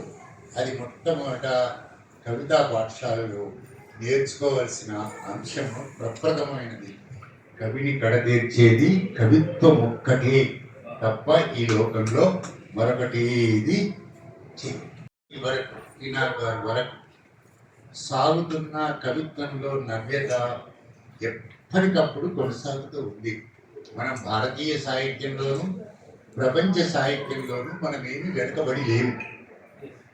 చాలా మంది అనుకుంటారు వెనకబడి ఉన్నాం అనుకుంటారు. వెనకబడితే వెనుకైన అని కవి కూడా చెప్పేశాడు. కనుక మనం ముందు వెళుతున్న దూతరం మన పరిస్థితిలో ఉన్నాం. కనుక నన్నయ్య కాలంలో ఉన్న కవిత్వము ఏమిటి, తిక్కన కాలంలో ఉన్నది ఏమిటి, ఎర్రనలో ఉన్నది ఏమిటంటే అనువాద కవిత్వం. అనువాదం ఎక్కడి నుంచి వచ్చింది? సంస్కృతంలో నుంచి. ఇప్పుడు ఎక్కడున్నాము? ఈ 1000 సంవత్సరాల తర్వాత అభివ్యక్తి అనే దగ్గరికి వస్తే, ఈ అంశం దగ్గరికి వస్తే నన్నయ్యది చాలా కాలం కొనసాగింది. అనువాదం ప్రబంధ కాలం దాకా చాలా బలంగానే కొనసాగింది. అయితే తర్వాత కాలంలో మన వాళ్ళకు చాలా వైవిధ్యం కోసం ఆరాట పడ్డ వాళ్ళే కాబట్టి కథా కావ్యాలను తీసుకొచ్చారు. కథా కావ్యాలు ఎప్పుడైతే స్వతంత్రతను తెచ్చిపెట్టాయో అభివ్యక్తిలో అవి చాలా కీలకమైన పాత్ర పోషించడానికి ప్రయత్నం చేసింది. అంటే అభివ్యక్తి ఎక్కడి నుంచి వస్తుంది అని అంటే సంస్కృత సాహిత్యంలో నుంచి, పాశ్చాత్య సాహిత్యంలో నుంచి మన అభివ్యక్తి మారుతూ ఉన్నది అనేది ఒక అంశం. అది ఒక అంశం. ఆ అంశంలో మీరు కృషి చేయండి. అంటే జానపదంలో కూడా పల్లె జానపదం కూడా మార్పుతో వచ్చింది, అన్ని మార్పుతో వచ్చాయని చెప్పారు. దాంట్లో ఉన్నటువంటి వస్తు వైవిధ్యం, మీరు దేని గురించైనా కవిత్వం రాయవచ్చు అని ఆయన చెప్పినటువంటి విషయం. శిల్పము అనేటువంటిది, శిల్పాలను గురించి ఎన్ని రకాలైన అని నేను చెప్పాను. ఆయన వస్తువు మీరు ఏదైనా రాయవచ్చు, అందంగా రాయాలి అనేటువంటిది అదేవిధంగా లోకల్ డైరెక్ట్స్లో ఉపయోగించుకోవచ్చు. రెండవది ఏంటంటే ఇప్పుడు ఆయన అన్నట్టుగా వస్తు వైవిధ్యము కారణం ఏంటి? ప్రపంచీకరణ వచ్చిన నేపథ్యంలో అన్ని అట్టడుగు వర్గాల్లో ఉన్నటువంటి కవులు, రచయితలు అందరూ కూడా వాళ్ళ సంస్కృతి గురించి, వాళ్ళ భాష గురించి, వాళ్ళ జీవన విధానం గురించి కవిత్వంగా, కథలుగా చెప్పుకోవాల్సినటువంటి అవసరం ఉంది. ఇది ఏదో ఒక ప్రాంతం వాళ్ళు, ఒక కులం వాళ్ళు చెప్పుకునే సాహిత్యం అంటే అన్ని అట్టడుగు వర్గాల నుంచి అద్భుతమైన వస్తు వైవిధ్యంతో కవిత్వం రావాలి అన్నటువంటిది మా నాగేశ్వర శమకార గారు చెప్పినటువంటి విషయం మీరు గుర్తించుకోండి.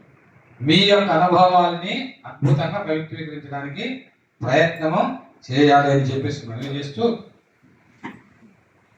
ఇప్పుడు రాతి చిగుళ్ళు రాసినటువంటి మన శైలజ మిత్ర గారు మాట్లాడతారు. గారు చాలా చక్కగా మాట్లాడారు.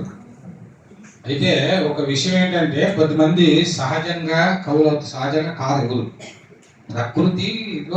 ప్రకృతిలో పాఠశాలగా జానపదంగా గేయ రచయితలు గోరె టెంకన్న కానీ గద్దలు కానీ ఎవరైనా అయ్యారంటే అంతకు ముందు జానపదాలు ఉన్నాయి.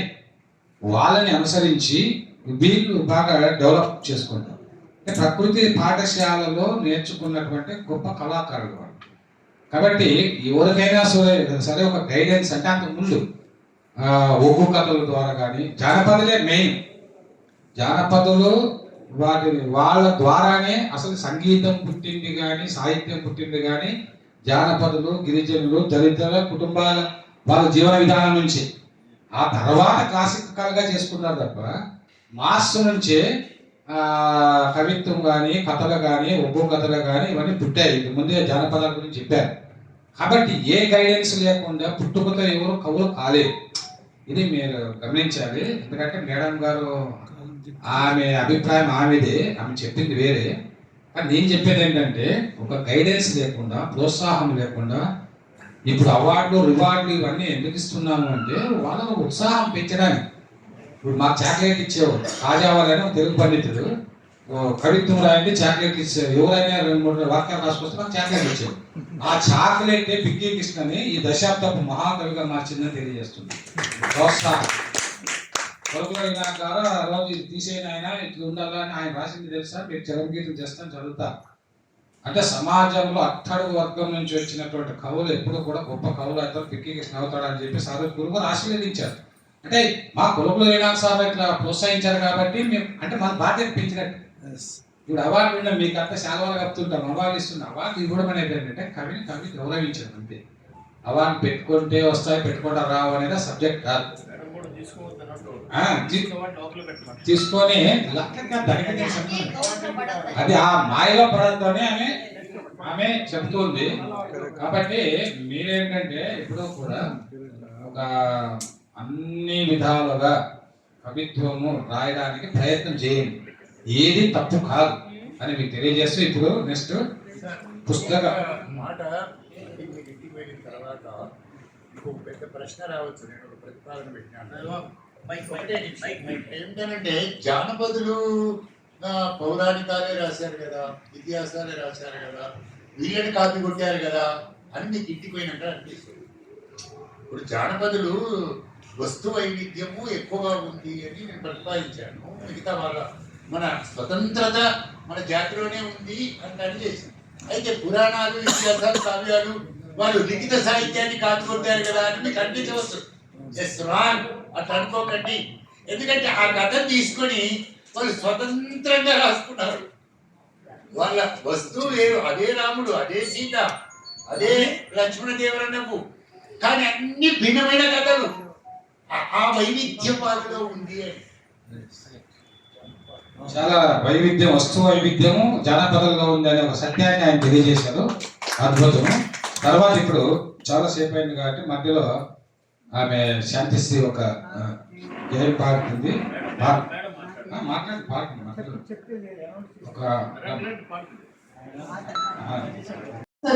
నమస్కారం. ఈరోజు భారతీయ అనువాద ఫౌండేషన్ విమల సాహితీ సంస్థ నిర్వహించే ఈ కవిత యువ నవ కవితల శిబిరానికి మనం అందరం వచ్చాం. నిజంగా ఈరోజు రావటం, మనం ఇక్కడ అటెండ్ అవ్వటం ఒక అదృష్టంగా భావిస్తున్నాను. శైలజ మేడం అన్నట్టు మనం అందరం కూడా అసలు ఈ కవిత్వం అంటే ఏంటి అనేది మనకు తెలియదు. ఏదో మనకు వచ్చిన 4 ముక్కల్ని ఒక పద్ధతిలో మన భావాలకు అనుగుణంగా ఆ భావాన్ని తీసుకుని రాస్తున్నాం తప్పితే దీనికి ఇన్ని రకాల కవితలు, ఇన్ని రకాలు ఉంటాయని చెప్పేసి ఈరోజు మనం ఇలాంటి శిక్షణ శిబిరాలు చాలా జరగాలని, ఇలాంటివి మనం ఇంకా ముందు ముందు ఎంతో నేర్చుకుంటే కానీ మనం కవులము అని చెప్పుకోగలమని నా ఉద్దేశం. చాలా మంచి రోజు ఈరోజు సుదినం. ఇప్పుడు నేను ఈ కవిత అంటే ఏమిటి అనే దీని సందర్భానుసారంగానే పాడాలనుకున్నాను. ఇది రచించిన వారు కళారత్న డాక్టర్ బిక్కి కృష్ణ గారు. మహాకవి అని మాత్రం చెప్పగలను నేను. ఈ గజల్లో చాలా అద్భుతంగా ఉందండి. నేను ఆయన రాసిన వల్లరి అనే ఒక బుక్లో ఈ కవిత చూసి నేను పాడాలని అనుకున్నాను. పాడిన వారు కోగంటి శాంతిశ్రీ.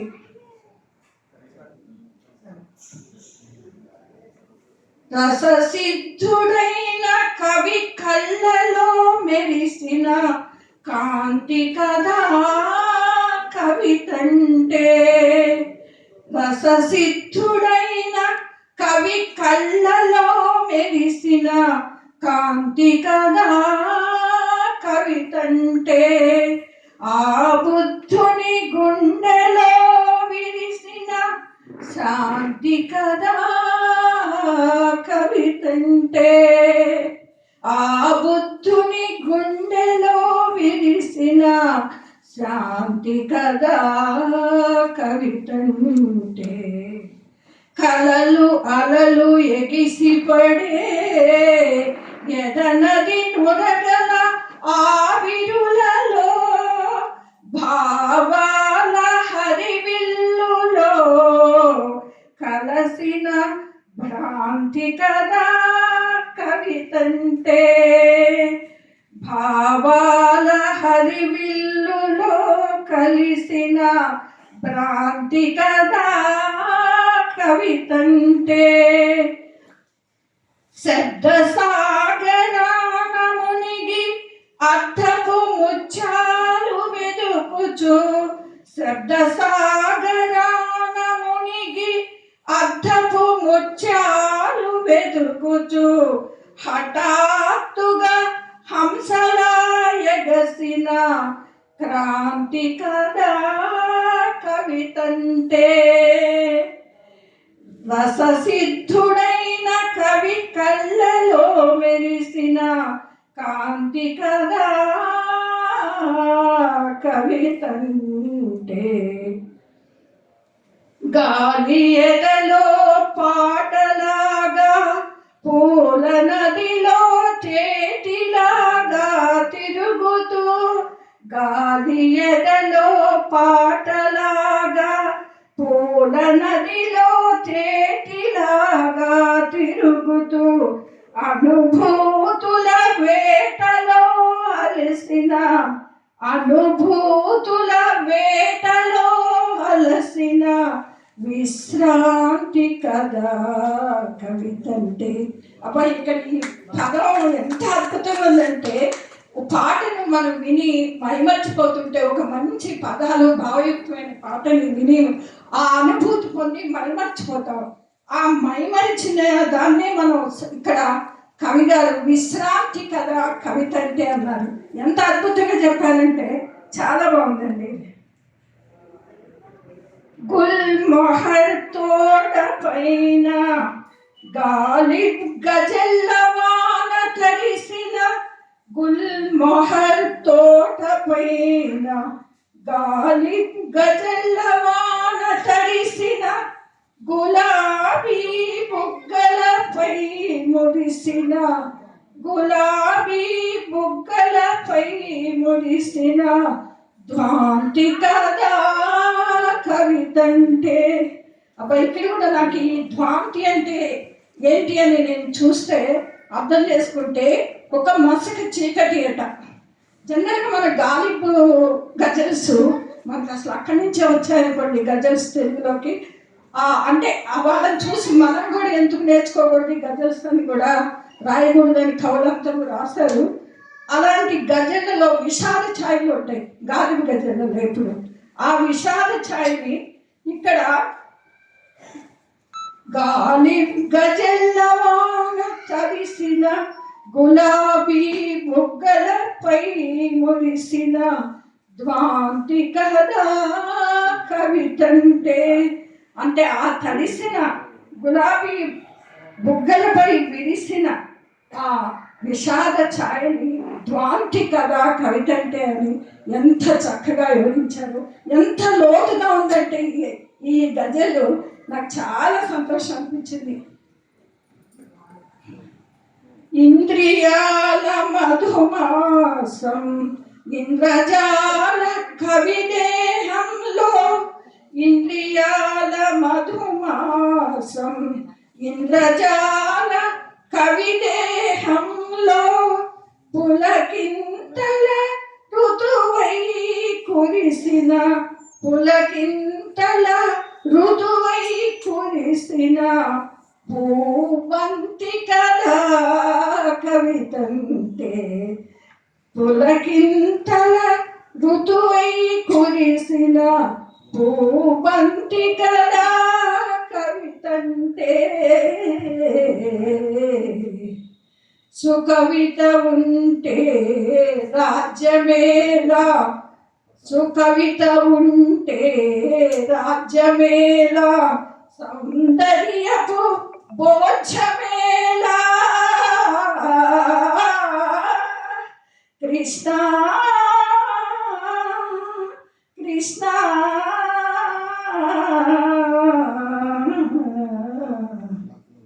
కవి కడకంటి చూపు విసిరిన, కవి కడకంటి చూపు విసిరిన చేమంతి కదా, చేమంతి కదా కవితంటే. రససిద్ధుడైన కవి కళ్ళలో మెరిసిన కాంతి కదా కవితంటే. ఆ బుద్ధుని గుండెలో విరిసిన శాంతి కదా కవితంటే. ధన్యవాదాలు. సోదరులు కళారత్న బికి కృష్ణ గారికి, ముఖ్య అతిథిగా మన మధ్య ఉన్న తెలుగు సాహితీ దిగ్గజం పద్మశ్రీ పలకలూరి ఇనాగర్ మాస్టర్ గారికి నా ప్రత్యేక వందనాలు. మనము అతనితో కూడా సమకాలీనులు అవ్వడం, కంటెంపరీస్ అవ్వడం మన అదృష్టంగా భావిస్తున్నాను. అంటే నేను వారి యొక్క గొప్పతనాన్ని చెప్పేంత స్తోమత లేదు. ఆ కవితలు కానివ్వండి, ఆ కథలు కానివ్వండి, ముఖ్యంగా మన ముందు మన జీవితాన్ని ఆయన అక్షరాల్లో చూపించేస్తారు. ఆ విమర్శలు కానీ వారి సమకాలీనులు అవడం మన అదృష్టంగా భావిస్తారు. ఇంకా ఈరోజు ముఖ్యంగా సోదరుడు విద్యాధరి జట్ని గారి 2 పుస్తకాల ఆవిష్కరణ సందర్భంగా అభినందనలు తెలుపుతూ ఇంగ్లీష్ వర్షన్ తెలుగులో అప్పుడే అయిపోయింది, మన మధ్యలోనే ఆవిష్కరించారు.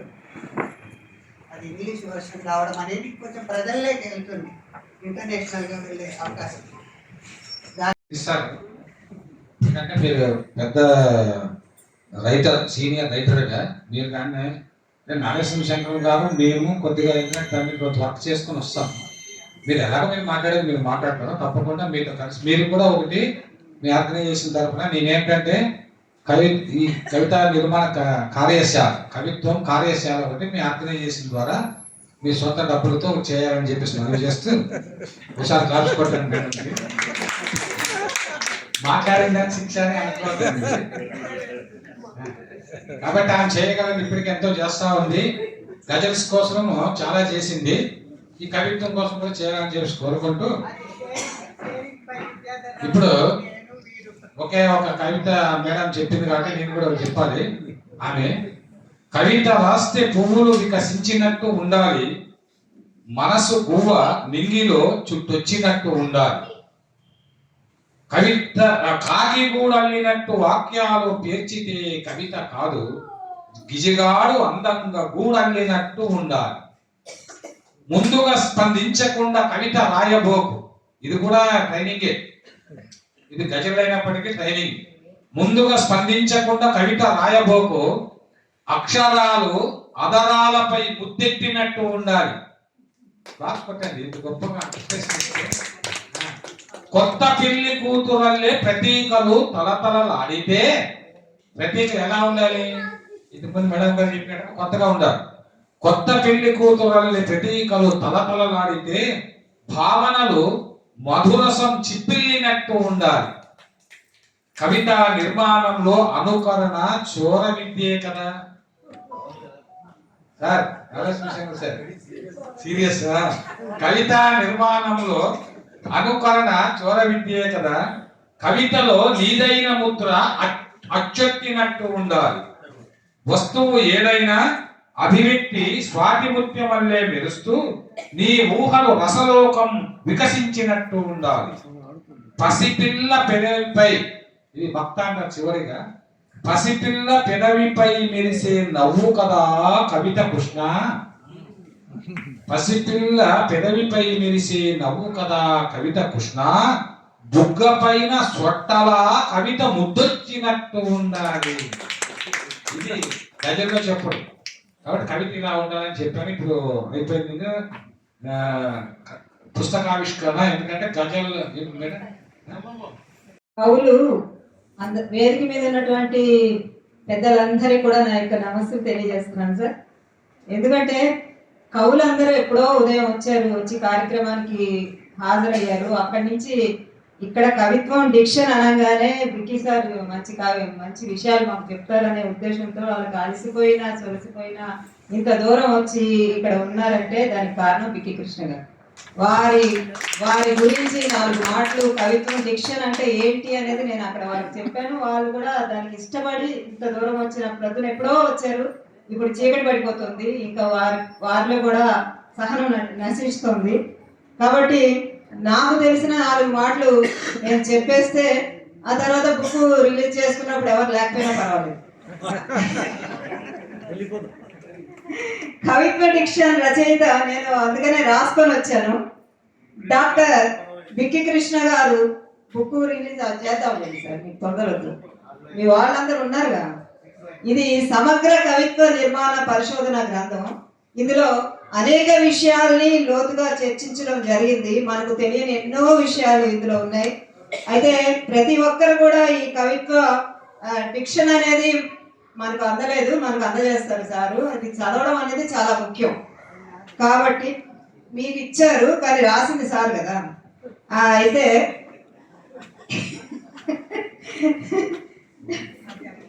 అయితే అది మీకే ఇద్దామని పెట్టాను. నేడు ఎంతోమంది ఎన్నో కవితలు రాస్తున్నారు. వారు రాసిన కవితలన్నీ కవిత్వ పరిధిలోకి వస్తాయా? కవిత్వానికి ఉన్న లక్షణాలను ఎవరైనా పాటిస్తున్నారా? రాసిందంతా కవిత్వం అనే భ్రమలో బ్రతుకుతున్న తరానికి, మన తరానికి అంటే అందరు కాదు, మనం కూడా చాలా తప్పులు చేస్తుంటాం. మన తరానికి డాక్టర్ బిక్కీ కృష్ణ రాసిన తెలుగు కవిత్వం డిక్షన్ సమాధానంగా కనిపిస్తుంది. ప్రతి కవి తాము రాసిన కవిత్వాన్ని గురించి ఒకసారి ఆలోచించుకోవాలి. ఎంత రాసినా ఎన్ని రాసినా పునర్మూల్యాంకనం అవసరం అంటారు బిక్కీ కృష్ణ గారు. వీరు రాసిన తెలుగు డిక్షన్ లో కేవలం 150 పేజీలు ఉన్న రాశిలో చిన్నదే కావచ్చు, కానీ వాసిలో అత్యుత్తమ డిక్షన్ గా వీరికి మంచి పేరు తీసుకువచ్చింది. వీరు కవిగా రచయితగా ఎంత పేరు ఉన్నను వీరు రాసిన డిక్షన్ తర్వాత వచ్చిన కవితలను పరిశీలిస్తే ఎన్నో కొత్త కణాలు వారి కవితల్లో ఈ మధ్య కాలంలో వచ్చినటువంటి కవితల్లో మనకు కనిపిస్తుంటాయి. దానికి మార్మిక నది అనేది కూడా చాలా అద్భుతమైనటువంటి పుస్తకం. దానికి ప్రత్యక్ష సాక్షిభూతంగా వాన వెలిసిన తర్వాత అనే కవితా సంపుటి నిలుస్తుంది. వీరు రాసిన తెలుగు డిక్షన్ లో 25కు పైగా ప్రత్యేక అంశాలతో కూడిన సమాచారం ఉంది. విశ్లేషణాత్మకంగా, వివరణాత్మకంగా, తులనాత్మకంగా వ్యక్తీకరించిన తీరులో నవ్య కవిత వైవిధ్యం కనిపిస్తుంది. వాటిలో ప్రధానంగా కొన్ని అంశాలను పరిశీలిస్తే ఇన్నోవేషన్, థాట్ కనిపిస్తుంది. ఇమాజినేషన్, ఇమిటేషన్, క్రియేటివిటీ అనే అంశాలు కవికి చాలా వరకు అవసరం. ఇటువంటి పాశ్చాత్య కవుల సిద్ధాంతాలను అధ్యయనం చేయడం వలన వీరు రాసిన డిక్షన్ అంత ప్రామాణికతను సంపాదించడం అయింది. ఈ గ్రంథంలో ఎన్నో ప్రశ్నలు కనిపిస్తాయి. ఆ ప్రశ్నలన్నింటికి కూడా సమాధానంగా అనేక ఉదాహరణలు చూపించి పాఠక మిత్రులకు కవిత్వంపై ఆసక్తిని కలిగించి ప్రయత్నం చేశారు. మనకు యూట్యూబ్లో కూడా వీరి యొక్క ప్రసంగాలు ఉన్నాయి. అవన్నీ కూడా మనం చూస్తే ఎన్నో విషయాలు మనకు కళ్ళకు కట్టినట్టు చెప్పారు. ప్రతి 18, 19 మొత్తం చేశారు. అన్నింటిలో కూడా మనకు తెలుస్తూనే ఉంటాయి. అయితే ఆసక్తిని కలిగించే ప్రయత్నం చేశారు. ఏది రాసినా కవిత్వం అనుకునే అల్ప జ్ఞాన కవులకు ఒక ఆలోచనను కలిగించడమే కాకుండా లోపాలను కూడా గుర్తు చేశారు. కవిత్వం అంటే ఏమిటో వివరిస్తూ భావనాత్మకత ఉండాలని, వస్తు నైవ్యత ఉండాలని చెబుతారు. నేటి కాలంలో వస్తున్న హడావుడి కవిత్వాలను, అయోమయ కవిత్వాలను దృష్టిలో పెట్టుకుని కేవలం పదాలను పేర్చితే కవిత్వం అవుతుందా? వర్ణనలో పొడి పదాలలో వాక్య నిర్మాణం చేసినంత మాత్రాన కవిత్వం అవుతుందా ఆలోచించాలని ప్రశ్నిస్తారు. అందుకే నేటి కవులు ఎంతో మంది కవుల కవిత్వాన్ని అధ్యయనం చేయాలంటారు. అంటే ముందు తరం యొక్క కవిత్వాలన్నింటినీ అధ్యయనం చేసి కేవలం మనం మాత్రమే రాసి అప్పటికప్పుడు రాసేసి పెట్టేసి ఇదే కవిత్వం అని వినిపించకుండా ముందు తరాలు అంటే పుస్తక పఠనం అనేది చాలా ముఖ్యం కవిత్వం రాసే వాళ్ళకి. కవిత్వంలో సొంత గొంతు వినబడాలని, కేవలం ఊహ కవిత్వం కాకూడదు అంటారు. కవిత్వంలో వాస్తవికత ఉండాలని, వర్తమాన కవిత్వాన్ని బేరీజు వేసుకొని అందులో ప్రతి కవి తన స్థానం ఏమిటో గుర్తించుకోవాలంటారు. కవిత్వంలో ప్రతీకలు ముఖ్యం కాదంటారు. ప్రతీకాత్మకత కవిత్వంలో ఒక భాగం మాత్రమే. సింబాలిజంలో పాటు ఎనథెటిక్ రియాలిటీ పోయిటరీ అవసరమైన భావనను కలిగిస్తారు. అంతేకాకుండా కవిత్వ రచనా శైలిలో రిథమ్ అండ్ రిథమెటిక్ స్టైల్ అవసరమే కానీ అదే ప్రధానం కాదంటారు. కవిత్వానికి వ్యాకరణం ముఖ్యమా, భావనా బలం ముఖ్యమా అని సరికొత్త ప్రశ్నలను లేవనెత్తుతారు. కవిత్వానికి ఉన్న లక్షణాలు ఉండాలంటూ పాశ్చాత్య కవుల నిర్వచనాలను, వారి రచనలను, కవిత్వ సిద్ధాంతాలను అధ్యయనం చేసిన గుంటూరు శేషేంద్ర శర్మ గారు కవిసేన మేనిఫెస్టో గుర్తు చేస్తూ డిక్షన్ ని అధ్యయనం చేయమంటారు. వారు రాసిన డిక్షన్ శాస్త్రీయత కొరవడిందని సందేహం వ్యక్తం చేశారు. అందులో ఉన్న లోతుపాతులు ఏంటి, ఎక్కడ ఏం కొరవడింది అనేది కూడా వారు అంత లోతుగా పరిశీలించి ఎన్నో సంవత్సరాలు కష్టపడి దాని గురించి పరిశోధించి మనకందరికీ ఒక మంచి డిక్షన్ అనే పుస్తకాన్ని అందజేశారు. అందుకు మనం వారికి నిజంగా ధన్యవాదాలు తెలియజేయాలి. ఎందుకంటే ఇప్పుడు మనం రాసే కవిత్వాన్ని ఇంకా కొత్త పుంతలు తొక్కించాల్సిన అవసరం ఉంది. మనం రాసేదే ఇవాళ రేపు ఏమవుతుందంటే కవి సమ్మేళనాలన్నా కవులన్నా ఒక వేళాకోళం అయిపోయింది. ఆ కవులు లేకపోతే ఎదిగే వాళ్ళు ఉంటారా? పెద్ద నాయకులు ఉంటారా? కవిత్వంలో ఎదిగిన వాళ్ళు ఉంటారా? వారి గ్రూపులు ఉంటాయా? వారిని ప్రశంసించే వాళ్ళు ఉంటారా? వారి గొప్పతనాన్ని తెలియజేస్తే వాళ్ళని మెచ్చుకునే వాళ్ళు ఉంటారా? అటువంటి వాళ్ళని కవిత్వం అంటేనే కవులంటేనే ఒక వేళాకోళం అయిపోయి వాళ్ళ మీదనే జోకులు వేసుకుంటూ సంబరపడేటువంటి స్థితిలో ఈనాడు మనం ఉన్నాం. అటువంటి స్థితిలోకి మనం రాకూడదనే అటువంటి నైజంతోనే వారు ఇటువంటి పుస్తకాన్ని మనకు రాసి మనకు ట్యూబ్లో వారి యొక్క తపన, వారి యొక్క ఆలోచన ఏ దిశలో సాగుతుంది, అనగారిపోయినటువంటి వారి కోసం వారు ఎంత తపన పడుతున్నారో, అలాగే కవిత్వంలో వెనుకబడి ఉన్నటువంటి వారి కోసం ఎటువంటి కవిత్వాన్ని రాయాలి, మనలో ఆ తపన ఏ విధంగా రావాలి అనేటువంటి ఆ తృష్ణని మనకు ఆయన ఇస్తున్నారు.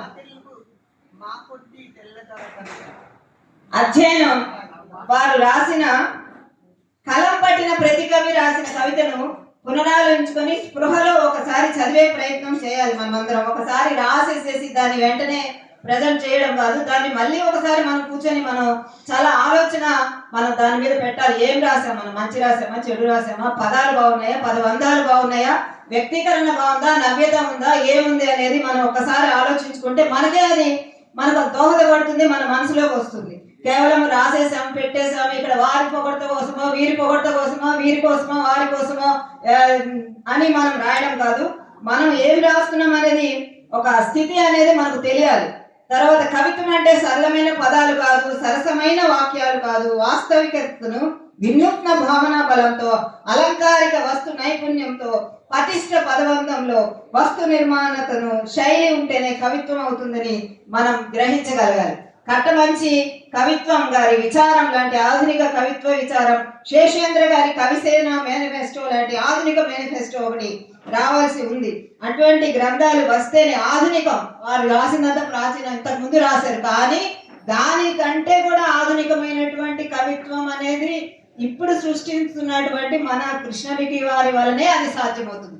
నాకు తెలిసి మాత్రం ఆయనే అంతగా మన కోసం తపించి ఇటువంటి కార్యక్రమాలన్నీ వినూత్న కార్యక్రమాలు మనందరినీ ఒక దగ్గర చేర్చి ఒక తాటి మీద నిలిపి మన కోసం ఇంత కష్టపడి ఇటువంటి ప్రయోగాలన్నీ చేస్తున్నప్పుడు మనం అందరం రావాలి, మనం అందరం ఆయనకి సపోర్ట్ గా నిలబడాలి. ఇటువంటి కవిత్వాన్ని మనం అందరం ఉండాలి.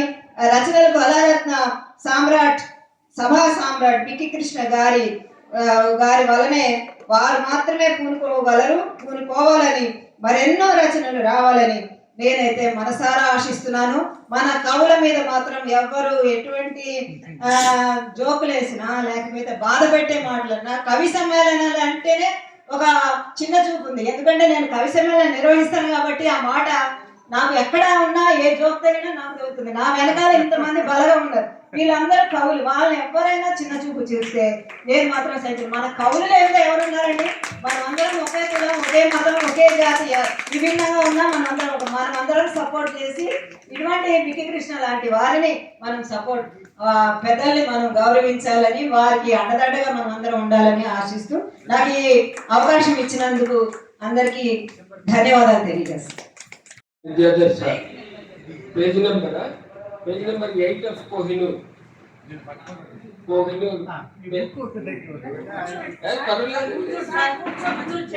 Meditation before the sea. Listen attentively to the vibrating waves of the sea.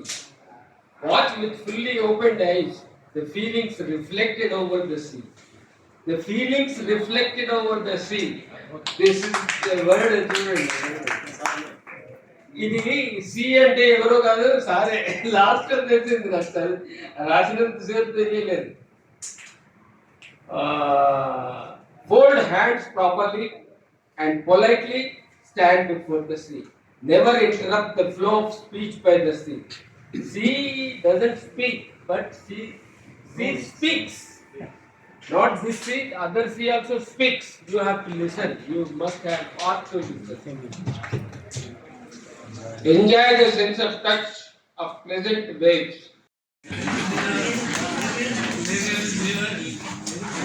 ఇప్పుడు ప్రముఖ కవి అనువాదకులు శ్రీ కొండపాట రవీంద్రాచార్య గారికి ఘనంగా పద్మశ్రీ కొలుకులూరి ఇనాక్ గారి చేతుల మీదుగా, జల్దీ విద్యాధర్ గారు ఐఆర్ఎస్ గారి చేతుల మీదుగా, అలాగే కళారత్న బిక్కి కృష్ణ గారి చేతుల మీదుగా అత్యంత వైభవంగా జరుగుతుంది. ఆయన చాలా బాగా అనువాదం చేశారని భక్తులు ఇప్పుడే ప్రస్ఫుటించారు. రవీంద్రాచార్య గారికి సత్కరిస్తున్నారు.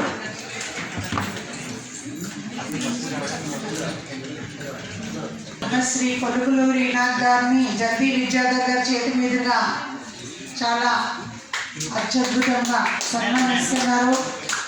వారి ముసాఫిర్ కోహినూర్ వజ్రాలు రెండింటినీ సమర్పిస్తున్నారు.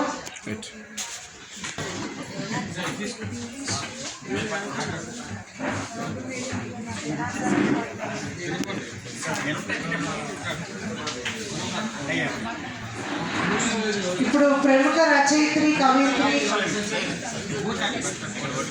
అందరికీ కవి సమ్మేళనం నిర్వహించినటువంటి రాధాకృష్ణ గారికి ఇప్పుడు సన్మానిస్తున్నారు. ఇంకా గట్టిగా చెప్పండి, ఇంకా చాలా కవి సమ్మేళనాలు ఉన్నాయి.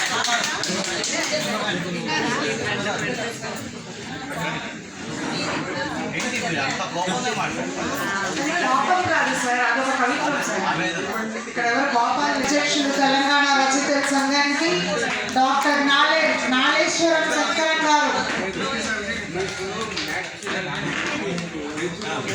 ఇందాకే శంకర్ల గురించి ప్రాచీన వైభవమైనటువంటి వ్యక్తి కళారత్న డాక్టర్ బిక్కి కృష్ణ గారికి సత్కరిస్తున్నారు. పద్మశ్రీ కొలుకులూరి ఇనాక్ గారు, నాలేశ్వరం శంకరం గారు, జల్దీ విద్యాధర్ గారి చేతుల మీదుగా వైభవంగా సత్కారం చేస్తున్నారు. మళ్ళీ ఆయన కూడా కోహినూర్ వజ్రాన్ని సమర్పిస్తున్నారు.